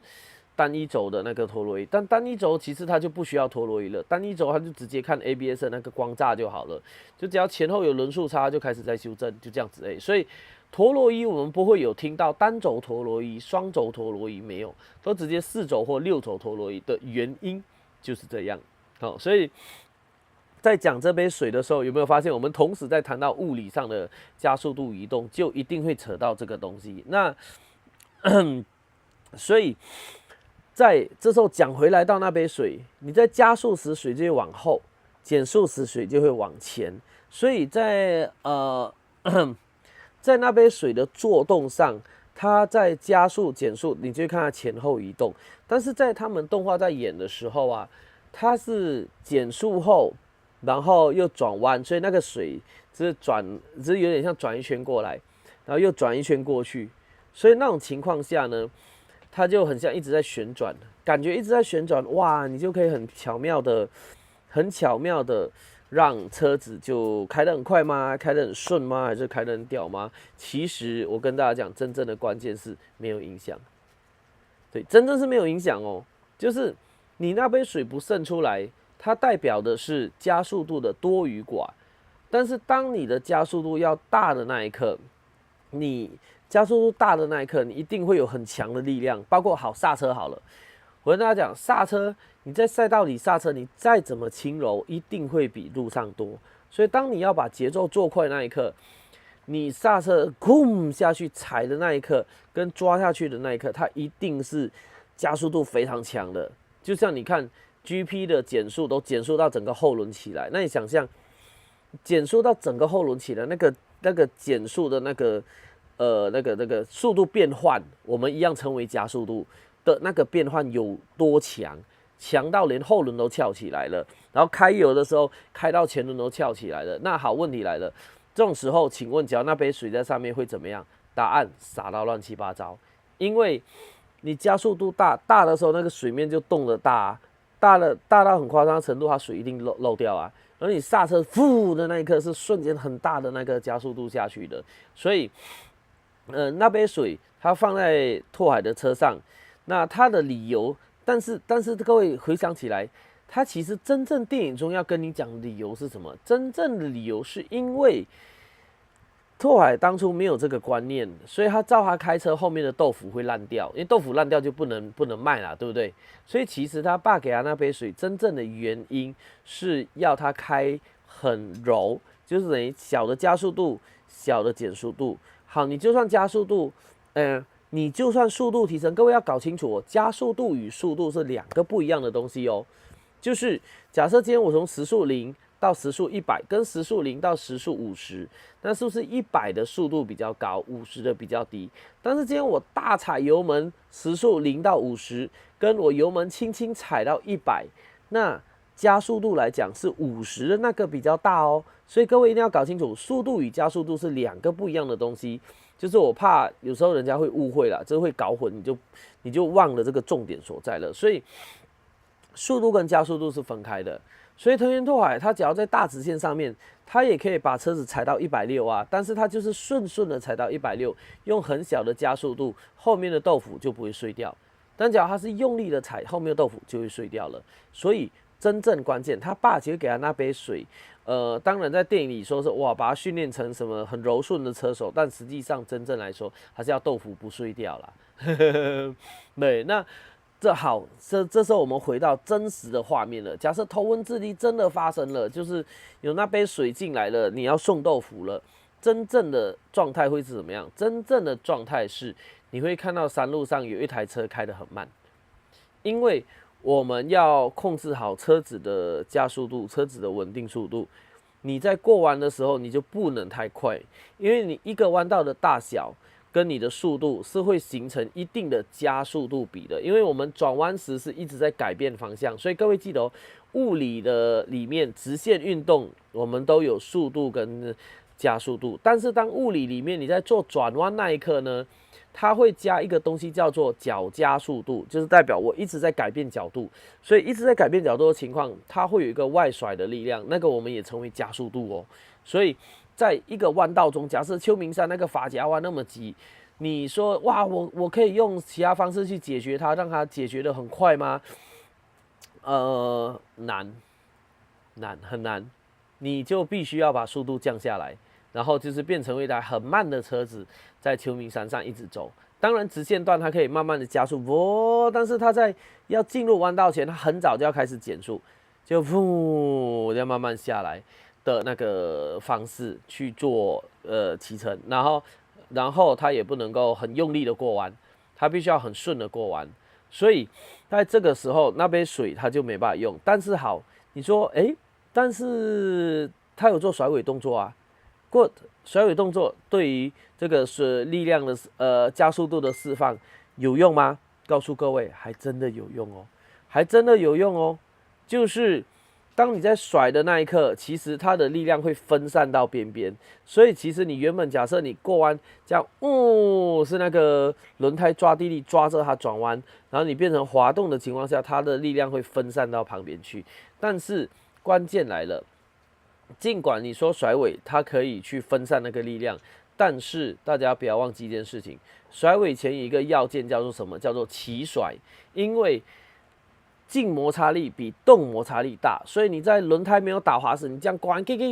它的那个加速度是比较大的。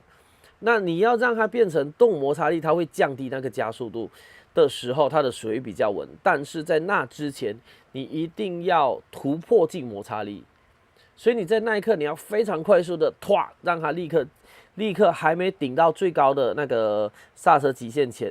最高的轮胎极限前，你要立刻让它降下来，进入动摩擦力，然后一直持续的运作。所以这种情况是很难的。对，我得要说，这个情况是非常非常困难。所以假设真的有人能够，不要说满了水啦，就是说一杯一半就好了。只要他能够用这样子去很顺的把车辆从转弯瞬间切换到滑胎或甩尾，然后到出弯后再顺着接回来，这个结合的话就会非常的漂亮。这个就是真的是很稳的东西，但是不现实。对，因为还是会讲那句话，当你在甩尾，当你在滑胎的那一刻，你的车辆的方向是不能改变的，很难改变的。而且在那一刻，你的车其实很不稳，因为各位不要忘记。在 Supermoto 里面的滑胎，我们是进弯，那 Freeride 里面是出弯。但是假如你要从进弯一路出弯到滑胎，那个是什么？那个就是特技了，那就是表演型滑胎，就像那种什么日本的什么 D1 还 K1 赛事啊。但是你看，真正 F1 赛事，谁在跟你进弯滑到出弯啊？对不对？那很多比赛，你看那房车赛，他们也没有进弯跟你滑到出弯啊，他们都一定要想办法让它稳定住，因为当你的轮胎切换到动摩擦力那一刻，你的抓地力是低的，而且轮胎磨耗是高的，所以这对赛事完全没任何帮助。所以当他要让车子从进弯一路滑到出弯时，他必须要踩油门，那时候就是汪这样子烧。那种情况下的话，它可能可以把那个水的加速度变得比较稳一点，但是那就没有意义了。那在那一刻，它只会集中在很大的力量，在外甩45度那边的力量，那力量最后还是会超越到你要的稳定度，然后豆腐就碎掉了。所以各位要记住一件事情哦，他爸当初给他那杯水，真正的原因是要豆腐不要碎。那你说因为这样而练就赛车吗？我觉得。因为这样而练就车子的细腻操控，那点我是完全同意的。真的，你能够把一杯水开得很稳，那个是真的是代表你能够掌握住车子的动态，你把它的加速度都做得很低，不管是加减速跟过弯，你都可以做得很低。那这样子做起来的人是非常舒服的。所以其实你真的要说这杯水真正要用是用在什么？是用在那种老板的车子，因为老板在后面就叫舒服嘛，你用大的那个动力它就不舒服。所以真正来讲这个是舒服，但是舒服这件事它在赛车里面只是很小的一块，它可以很细腻的感受到重心的转移，但是最终你仍然要不断把你的加速度往上提升，不断增加到一个程度，你才开始会有秒数，然后开始会有各种运动的性能。因为说真的，你时速30过弯跟时速80过弯，那绝对是完全不一样的事情，是差异非常非常大的。所以到最后你必须得要做很大的加速度的操作，这个时候这个水就没有用了，完全没有用了。所以这样讲起来，它这个水真正它是拿来做拿来做检查用的，而不是教学用的。因为这个水它你要看检查它的作动啊，有没有漏，有没有怎么样，这是检查它的操作中有没有控制在你所要的加速度。你水加越满，它的加速度就要越低；水加越少，它加速度就可以越高。所以这个是作为一个检查跟确认，但是不能作为教学用。所以真正你要用在这个东西的时候，除了水，还可以换成什么呢？就是换成那种工程用的那种坠子啊，不是一根绳子绑在那边，然后绑个坠子在那边。你在过弯加减速时，坠子是前后移动啊，左右移动啊，所以其实用成那个坠子也是可以的。那但是你用成那种坠子啊，在空气中甩动，还甩个不停啊。所以那个坠子应该怎么样？那坠子应该要放在一个圆的那个密封的玻璃里面，然后水是灌到满的，然后放一个坠子在那边。那这时候它就会移动比较慢，就会比较稳定了。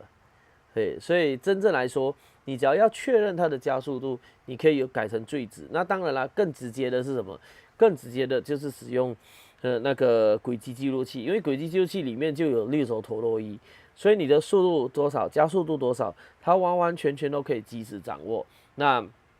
讲到这边，其实就对，其实这边答案就已经很明显出来了啦，就是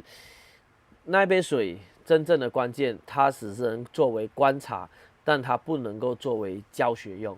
在教学上，那杯水是没什么屁用的。对，甚至我不会说没什么屁用啦，我只能说他要教给学员的东西很小，就是很小很小的一小 part 而已。对，那个 part 有上过赛道课的，你也知道，我曾经有训练过你们那一块。那但是那只是一小块，一小块，所以所以几乎是没有必要去独立它一个出来的而已，就这样子，对，就这样子。所以结论现在也已经很快的跟大家讲答案了。那一杯水真正的答案，它只能作为检视，不能作为教学用。所以，假如有人跟你说，哦，我用那杯水来教你，那是荷兰的啦，这样对。那好，讲到最后，头文字 D 这里，它是那杯水，它的是真实的吗？以送豆腐来讲是真的，因为你不能让豆腐破啊。但是以用这样子就可以训练出一个很强的车手，那是错的。因为到最后他要很强时，他必须要，他不能管那杯水，因为他必须要做到很大的加速度的操作，他才能够确保他的动作是最大的。所以你看像拓海他跟人家比赛时下坡，不是每个在球迷上嘣，然后 key， 那整个车头沉下来，对不对？我告诉各位，当车头沉下来的那一刻，那杯水早就洒光了，因为当下的加速度是非常大的。那个对不起，应该讲减速度啦，对，那个减速效果是非常大的，所以在那时候那个水早就洒光了，你根本是不能参考、不能用的东西，这样子。所以那杯水的话就是这样子啦。对，摩托车也可以用啊。我说这摩托车也一样，就是假如各位那种摩托车，你也可以去试看拿一个杯子放在那边，然后你去封闭场地里面，你慢慢骑啊，极限也可以啊。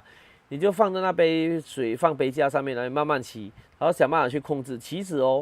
这个东西对于你的车子的那个惯性转移也是会有帮助。你会很知道原来你在操作上是怎么样的状态，但是它只是一小 part 啦，我还是得要讲，这个只是一小 part 而已。我要教大家怎么顺畅的过完，怎么弄这些东西，有其他方式可以做，不用用这一杯水。所以各位也可以看到，我从以前到现在我都没有用过这一杯水，对，没有用过一杯水的这件事情，我都是直接跟大家讲怎么做，然后就开始进行了这样。所以对，所以这一块就这样。但其实讲真，今天那个要讲到头文字 D 的这杯水，也跟我之前讲那个什么太极的那个操作。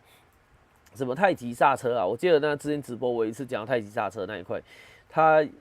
原理都很类似，那个要讲的东西都是很相像的，所以各位有兴趣可以去听以前太极刹车的那一块，那东西跟要讲的这个东西，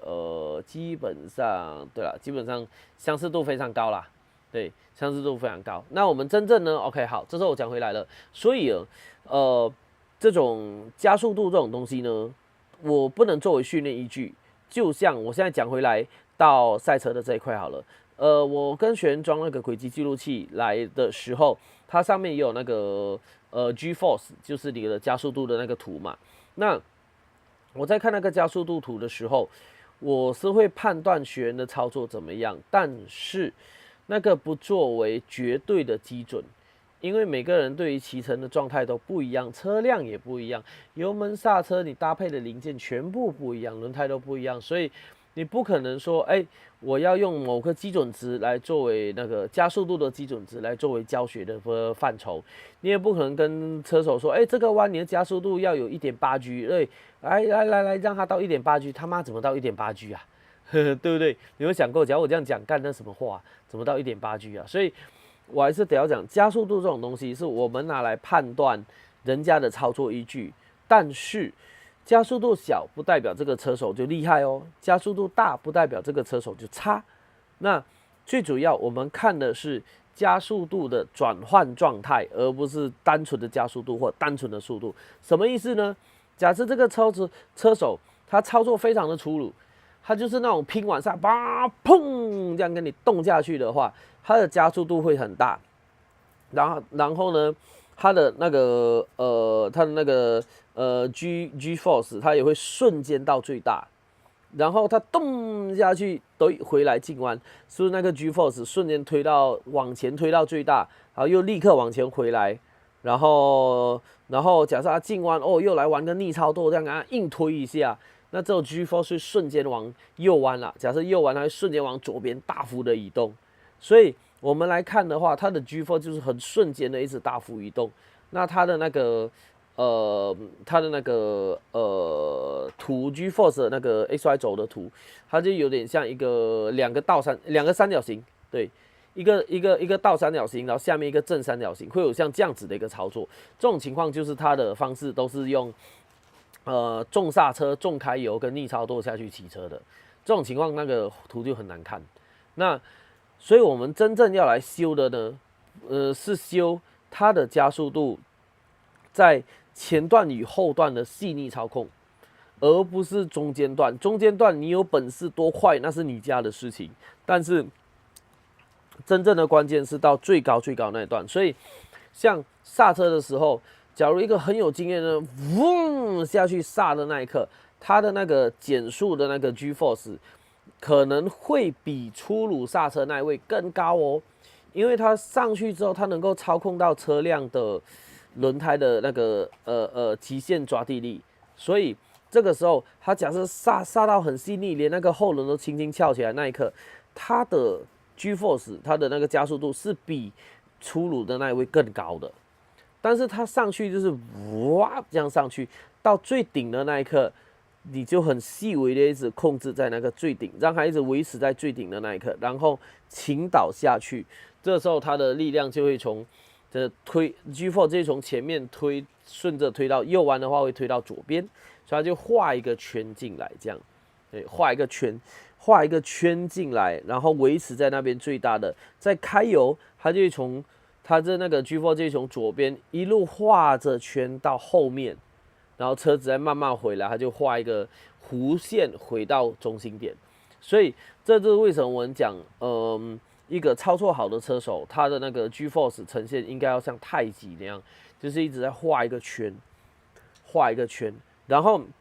以我们每次轨迹记录器的那个 GeForce 的图表来讲，它就不是画圈，因为它是显示它移动量，所以就是会像 iPhone 14的那一种路线，这是我一直讲的这件事情。所以GeForce 我们看的是看它的操作、它的动态，它做了什么事。它只要进弯疯狂逆操作的人，就会有对进弯那一段就很难看，就是整个直线的。然后他只要出弯是一直哇硬推车那一种的人，他的出弯的线也会不一样。所以 GeForce 落在坐标的4个象限，各代表他在进出弯跟操作的时候做了什么事情，这个是躲不掉的。对，这是照妖镜一看就知道。但是我们只会评估，我们不会跟他说哦，你应该要做到什么 GeForce。你应该要做到多少加速度？我不会用加速度去跟对方谈，我们直接跟他讲说，你开油的时候的动作什么要调整，油门什么要调整。所以，那杯水就是我们作为监测用。那当然，监测用已经不需要用水了，我们全部用陀螺仪了，就是用那个轨迹记录器的陀螺仪就可以搞定了，就不需要这杯水，而且会更精准、更好用。所以，对，所以。今天这个水的讲到这里就是这样，他要表达的就是这个东西，所以同时最后也来带进一个小的那个一个小的业配的部分，就是现在那个计时有轨的轨迹记录器，就是除了新的以外，因为它轨迹记录器都蛮定价的啦，这是外面一般定价18000，然后计时有轨这边我们都是17000。那除了原本这个新的以外，最近他们有释出几个旧的那个机器，价格会更低。嘿，所以假如有兴趣的那个朋友们，可以联络我。对，你们可以问，但是我不敢保证有没有哦。对你有你就问我就有我就跟你讲有，好，你要买吗？有你要买啊，赶快转账，我这东西赶快给你，这样。对，这没有保留哦，没有保留，因为这种二手的东西。要检查到它正常，要确认它没错，然后我讲难听点，这种你跟原厂买啦，他妈原厂也不屌你的啦，他就说就没保固啊。但是基本上我们这边有什么问题还会帮忙处理，所以最近有些那个二手的官方，对，应该要讲官方二手的那个8000GT 释出，就是有荧幕，最新有荧幕那个，对。所以对，有兴趣再跟我们讲。好，就这样。那基本上因为今天的留言好安静哦，靠北，是因为那个刚才讲的东西太过制式化了，所以大家不知道要聊什么嘛。因为突然那个留言都会一直丢出一大堆字来，但是今天都蛮安静的，就完全停在那个夜跑的人最后那一句话那里。对，我确认下面没有留言了。对，所以基本上，对啊，基本上今天既然提早结束，也靠不要掉，对啊，其实到这里就算讲完了啦。对，这说好讲轨迹记录器小红机跟有荧幕的差异在哪啊？小红机呢，有荧幕的那个算是小红机的下一代哦。有荧幕有2代哦，有荧幕前面一代叫做什么？好像好像什么6000S 啊，那是比较早期有荧幕的叫6000S，然后接下来小红机是。小红机我记得好像是什么818GT 还是什么的哈，然后那个大台有荧幕的那个叫8000GT。那当初在旧版有荧幕跟小红机，他们2个是使用上一代的 GPS 的那个晶片，所以呢，它的晶片第一定位很久，通常定位可能要5分钟左右，你要开机然后放在外面不动它，大概过5分钟它才能够抓到卫星。然后就是因为它抓的卫星少，所以它会比较容易飘。那新版的8000GT 的话，它的定位就超快，我们几乎开机出去30秒就定好了。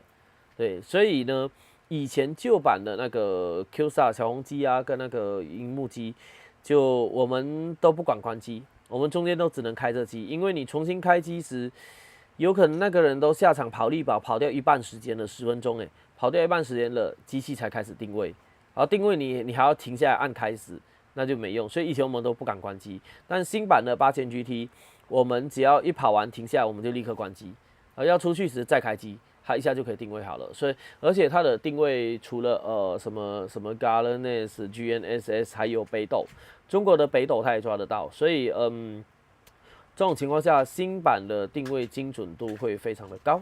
那新版当然有一个最大好处就是，因为以往的定位啊，它都是10赫兹，就是代表1秒钟它定10次。那8000 GT 它1秒可以定25次，会更加的精准。但是还是要跟大家讲，在台湾这种小赛道，包括力宝、大鹏湾都是小赛道的情况下，其实用10赫兹会比较好。用25赫兹它会有很多锯齿状，25赫兹是用在大赛道的那个更快的速度下，它拉那个点开来，25赫兹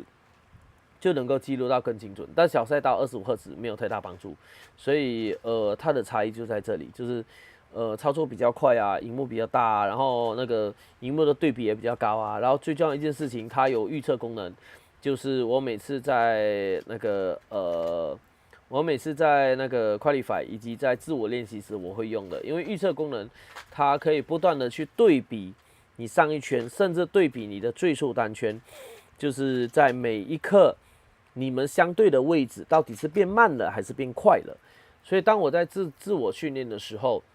我用那个8000 GT， 我只要开预测，我就可以自己当教练了，因为我知道这里做了什么操作可以变快，这里做什么变慢，所以我就会不断用它来做自我测试。因为以前没办法，以前你这个弯到底快还是慢，干没有人跟你讲啊，那你也不可能叫一个人一直在那边站着说，感觉比较快，感觉比较慢，干他还要按码表。所以我觉得8000 GT 给我最大的价值就是这件事情，真的，光这件事情就满分了。因为就算你说什么818 GT 啊、6000S 啊，它老机它再怎么便宜，我觉得没有这个功能时，它就只是单纯一个记录器，这一个手表跟感觉。但是8000 GT 一旦有这个预测功能时，它对我来讲，它就是一个跟我有回馈的东西了，我可以善用它的功能。当然，那个功能很多人不知道怎么用，也不熟，那没有关系，那种小事情，反正就是会用的人，对我们来讲，8000 GT。我觉得啦，你让我选，我会一口气买8000 GT， 我不会再买小红机，因为功能上差太多。在我们训练上，我个人需要的是拥有这个及时回馈我的所在位置的比较这个东西。那这样我在训练的时候，我才知道这一圈可以做什么，那一圈可以做什么，甚至每一个弯道我该怎么操作，该在哪里收油哪里开油都可以知道。对，这个是最大的差异。好，然后受了讲说第二主题很像在大学听课，对啊，其实我刚有这感觉，我觉得我刚刚我讲第二个主题时，因为那杯水的东西其实它牵扯到很多物理的东西，所以那时候我在定那个主题在火车上，各位那个会员你们可以去看啊，我这次打的也很像大学的讲义啊。只是把这东西一个一个这样讲下来，所以啊，对，真的，我觉得我这次讲的蛮大学的靠北，对。然后夜跑的人说，难得直播可以提早下播，对啊，没错。然后说了，然后难得这么认真讲主题，对，真的，因为我就是因为之前呢、那个主题就很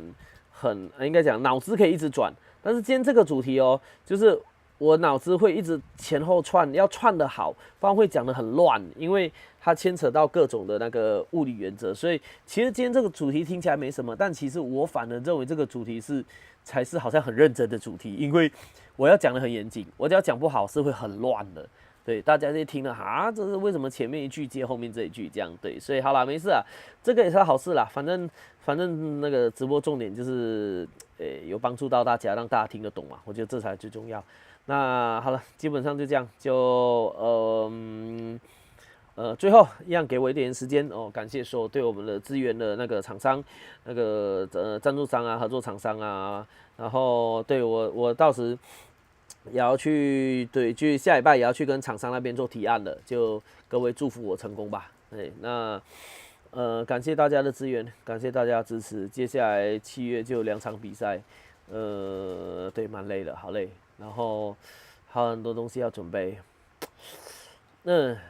大家加油！好，不多说了，今天就这样，赶快休息。我明天，我太棒了！我明天原本要要测试车子，但是后来挪到下个礼拜了，所以明天放空一天，但礼拜六要继续做拍摄。好，OK 啊。那感谢那教练晚安。说好讲还是喜欢水流车的主题，下次啦。对，这种这么认真主题我没有办法讲很多，因为我也要想主题给大家。好了，那就不多说了，就这样，各位今晚见，拜拜。下播喽，收工喽。